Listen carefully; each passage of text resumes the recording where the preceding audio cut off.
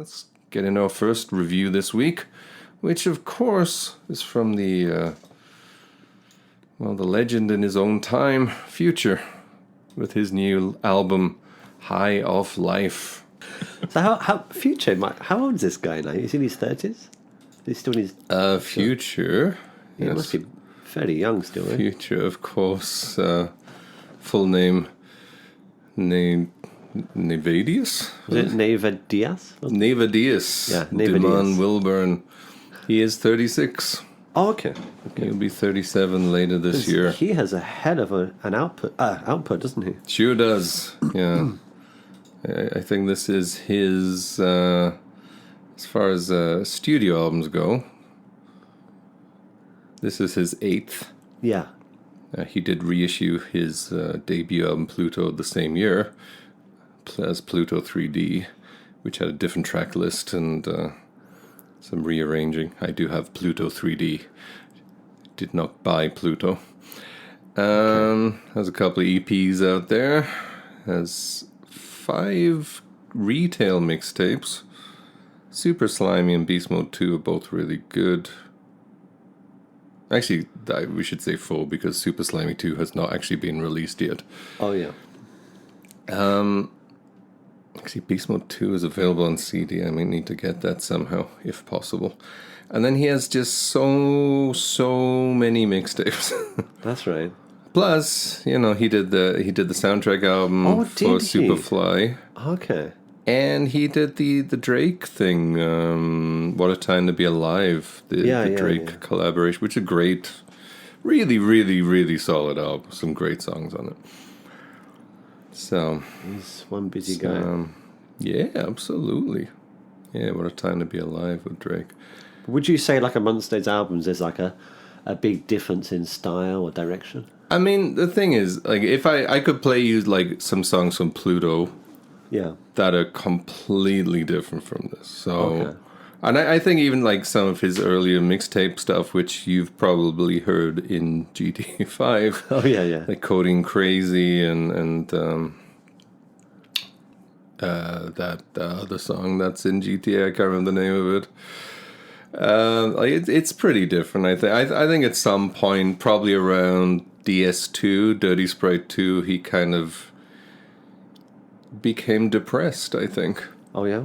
And from that point on, his music has definitely been more sort of somber and melancholy. And okay. I was just wondering, because I hadn't heard his earlier stuff. I mean, Coding Crazy is pretty sad, to be honest. But, and like the song on Beast Mode 2, Hate the Real Me, is one of my favorite one of my favorite songs of the last few years, to be honest. And it is a very sad song about how he hates himself. The real himself, not the fake glamorous version of himself, I guess. And it's a great song, I think. It's very sad and quite, I mean, I wouldn't say beautiful, but it's kind of beautiful in its own way, and it's a great song. Yeah. I don't know. Yeah, I think he's definitely changed. The thing is that this album is supposed to be a new turning point, according to Future. Yeah. That the last retail album, The Wizard, was the end of one phase of his life, I guess, and that this was going to be the next phase, and to be honest, not really that different. Okay. I see. So, I think awesome. I think it's, the beats are still similar. Yeah. He's still pretty sad. That's one thing I found with this album. Like, it was a bit melancholic.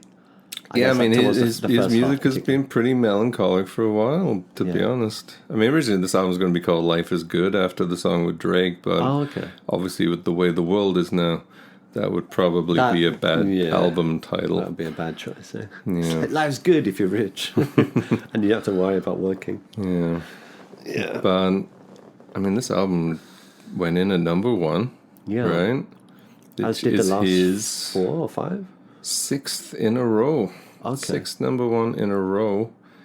But that's mostly digital. I mean, mostly streaming numbers, isn't it? These days? That's it. Yeah, I mean, measured by that, not by physical sales. He was definitely one of the guys who made this era successful. Right. beyond just physical media, and you know, you can see like his first album did like 217,000 there, like it went gold, but I'm sure the digital downloads have completely surpassed that by now, and sure. and it's just like sort of like he like maintained almost half of that as far as physical sales go or whatever since then, but you know, he's massively successful. Yeah. And even, you know, the What a Time to Be Alive album with Drake went platinum. Oh yeah. Pretty amazing for a mixtape to go platinum, right? Yeah. So it's interesting for sure, but he's been way up there at the top pretty much since 2012. Yeah. And it's I don't know, yeah. I mean, he's had a lot of. It's sort of weird to me that he's as popular as he is in a way, because he kind of started off as a guy with like as like a hook guy. Like he would make like a good hook, like a good chorus, like a catchy kind of thing, and he didn't really do that anymore in his own music. Like he used to a lot. I don't think there's many hooks on this album. That's I agree. There's not so many. Not many sort of memorable tunes. Like I listened to it a few times and definitely got better with subsequent listens, but there weren't that many songs that I'm just like, oh, okay, that one, yeah, that I remember that hook. That's a catchy one. It did kind of flow together as one. It definitely piece. I feel like his music kind of became a thing to play in the background while you get high or drunk. I can see that. It's weird. Like I am a Future fan. I do own whatever I can own from Future, pretty much physically. And initially, I think it really does suffer from being too sort of similar. And like the first listen, I just thought, oh, there's nothing here. Okay. Until the Drake song, I guess. Life is good. But I still think it lacks like the standout great track or two that he usually gets into his albums, like where there's usually one or two songs that are great. I don't think it has any great songs, but after listening to this a few times, I do think it did grow on me quite a lot, and it is super long. It is way too long, I think. 70 minutes. Yeah. I think it's a pretty solid, if unspectacular, addition to his oeuvre. You say what now? Oeuvre. His work? Yes. Is that it? I have to study my French more.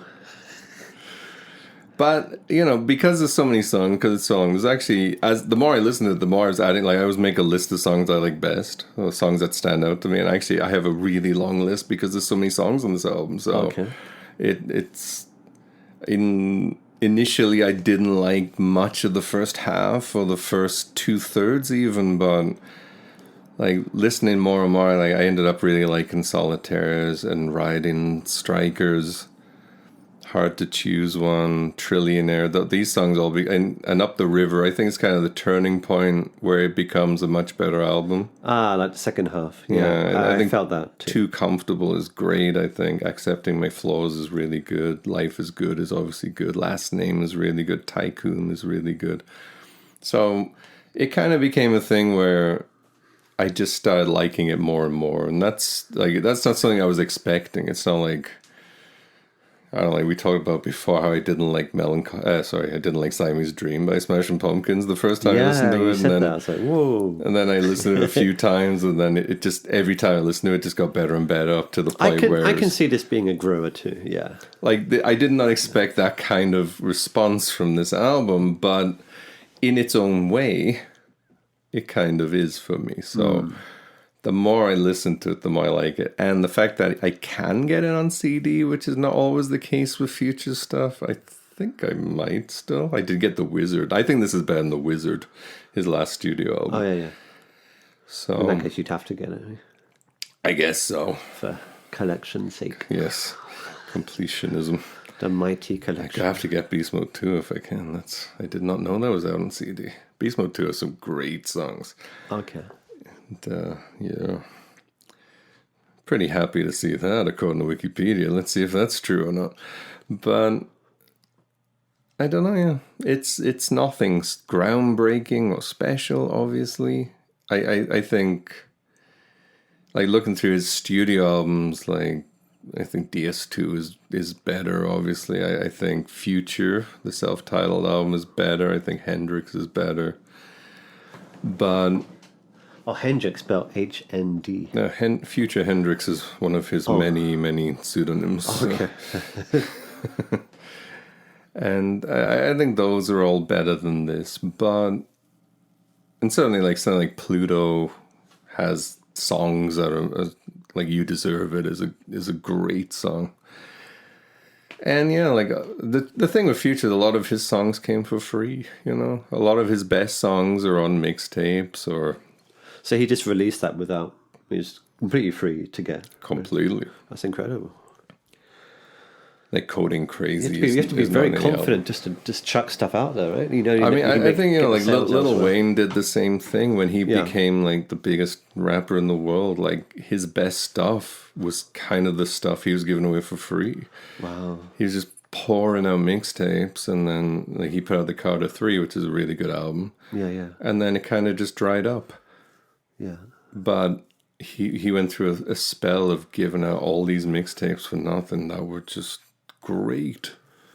Wow. So I guess when they're in the zone, they just don't care. But yeah, I mean, I guess they make up the money elsewhere, don't they? I mean, that's the thing, you know, and, like touring promotions, and merchandise and whatever else. But yeah, like sponsorships or whatever. But yeah, it is an amazing thing, I guess, to be able to just keep doing something on the right level. I think it's kind of weird when you're not like making the beats or whatever. So is it just the ear for them? Is it just choosing the right thing for what you feel like you want to do at that time, or is it just luck, or like, is it just what you're offered, or are you actually choosing? I mean, that's one thing I've always kind of wondered with, like, even something like Nas, where he made Illmatic, which is still arguably the greatest hip hop album of all time. Yeah. Why did Nas never make another Illmatic level album? Like, he made some very good albums, but he made some pretty disappointing albums, let's say. But it's not because Nas isn't amazing at rapping anymore. It's like, he's incredible. It's just his beat choice is often atrocious. Yeah. So was that just all they had? Is that all that was available to him, or I wonder. is he just naturally like inclined to choose the wrong things, or what? That's something that kind of always made me wonder about a lot of rappers and that kind of music. They needed somebody to tell them what was good or not. Like, can you not understand what made that good and this not good? You know, I mean, and sometimes it's a case of like, well, this is hot now. Maybe it's like the Prince thing where you just put all this stuff out, even if it was like terrible. Like beats, yeah, I mean, like, terrible, Prince is probably the greatest example for this, right? Because it's like, that's a guy who wrote some of the great songs ever, and then like thousands of terrible songs. Yeah, and millions of filler tracks, and just needed somebody to be like, Prince, not those 12 songs, bro. You don't need those on the album. Let's delete these 14 tracks and keep these 2, and then work on like 10 new ones. So anyway, back to Future. Where are we going there? Okay. I don't know. I mean, tell me what you think about this. Tell me how you feel. The production, yeah.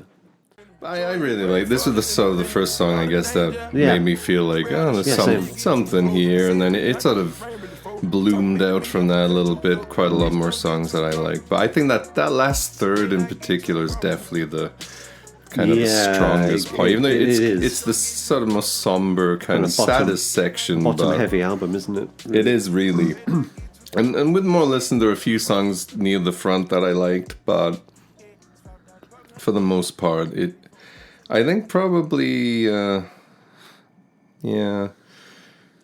maybe Up the River was kind of like the turning point where, actually Riding Strikers might have been like kind of the turning point a little bit where the beat totally shifts, but it definitely gets a little bit bad. The only thing I would say is that so many tracks, like, and there's this sort of trend now that just pile on your singles at the end of your album for hip hop artists. That's weird. Like Lil Uzi Vert did it too. Why not split them up throughout the album? Which I don't get it. It's like, is anyone listening to an album like, I don't want to hear any songs I heard before? Like, maybe they think people are getting bored with it. I guess, Overplayed. but it's like, then why even release singles? You know what I mean? Like, I mean, clearly the Drake song "Life Is Good," even though it's weird that it's kind of two songs, and like we said at the time, it sounded like somebody just Googled like Drake type beats, Future type beats, and then kind of just put them together. That's right. But it's still, you know, it's when you hear Drake come in, it is still like a great moment on the album. And it's actually, you know, traditionally, going back to the beginning of like the album era, it's kind of nice to hear a song you recognize when you first listen to a new album, right? Like, yeah. Like, oh, that song there it is again. I love that one. Yeah, like, you need that. Like, you need that in the album, not at the end of it. You need that. Like, you might end up eventually thinking like, oh, it's enough of that song. It's like.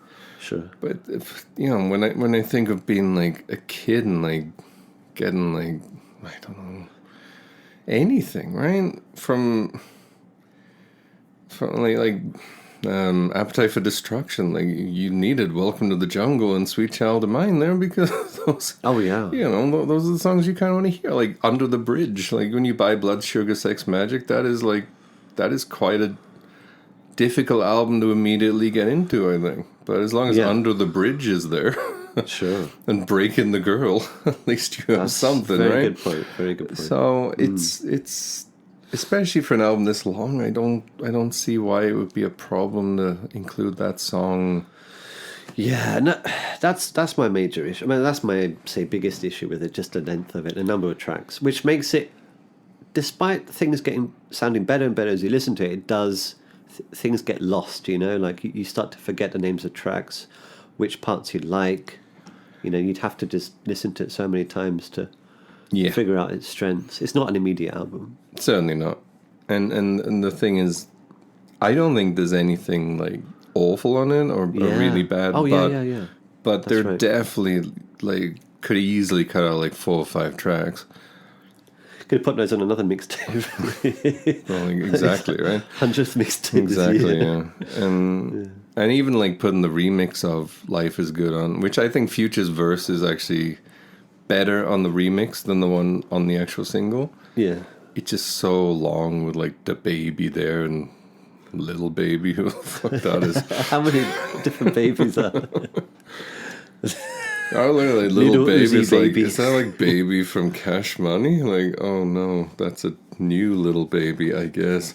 Yeah. You know, like Drake has like 2 lines on the remix just to put his name in it, I guess. Yeah. But it's kind of unnecessary to put it there. I guess at that point maybe it doesn't matter. It's the last track. It's already long as fuck. Sure. If it's 68 minutes or 72 minutes or whatever, I guess it doesn't matter. But it is a really long remix with 2 extra guest verses on it, and Future's much longer verse. So didn't really need that. I'm starting to wonder they get paid more based on the length of the album. I mean, I guess because each song is a stream, right? So so they do, I guess. I wonder if they have to release 15, at least, you know, say 18 tracks on each album. Yeah. I don't know, whatever. But I'm just guessing. Yeah. No, it probably has something to do with it. So, shall we get to the scores? I guess we shall. Okay. What are you gonna give this? Yeah, I don't know. It's. I feel like I'm going a little high here. I'm definitely going high, but by the 3rd or 4th listen, I was enjoying it quite a bit.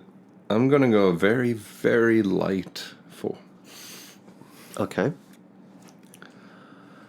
I'm gonna give it a 3.5. Yeah, I was going to go 3.5, and then I was kind of enjoying it more and more, and I thought, maybe, but it's a heavy 3.5 to a wafer thin 4. Wafer thin. I was going to say like a whiff of a 4. Yeah. It's like Odo of a That's four. right. I just burning full, wafting it across my face. Yeah. I Yeah, am a but I big think, it's definitely like, it's a good Future album. Or mediocre to good Future album. It's definitely a good album. I mean, I think he has worse releases, to be honest. Like, where there's just nothing really grabbing you at all. But certainly not his best. But, and I wish there was like a, I don't know, yeah, like a Hate the Real Me type song, or like the last mixtape I listened to by Future, I believe was a mixtape. It's kind of hard to keep up with Future these days. Yeah.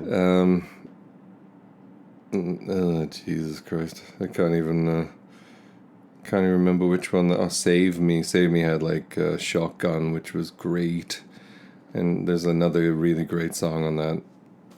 That, I guess, is that an EP? There was only 20 minutes, so Yeah. I think that there are definitely better songs, but I think it's a pretty solid album overall. And I can see myself buying it, mostly because I bought all the others that I could.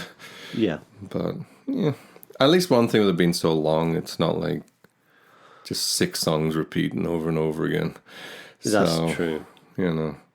If you want to get really high or really drunk and spend 70 minutes losing your like self value, I guess, then it's a Future's the one for you.